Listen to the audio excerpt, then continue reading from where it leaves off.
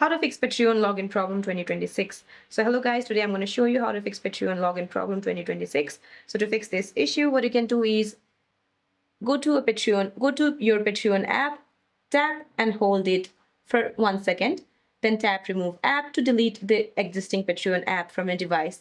Then go to your Google Play Store or Apple App Store and then re-download it again. Now the next what you can do is, if the app login fails, just head to one of your web browser, for example Google Chrome or Safari. Then go to Patreon sign in.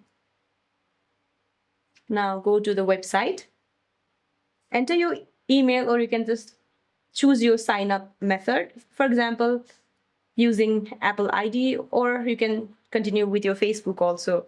Now if you originally signed up with continue with Apple or continue with Google, you might not have a dedicated Patreon password. Just navigate to the profile settings and then go to account settings, then create a new password. So that's it for this video guys. I hope this video is helpful. See you in my next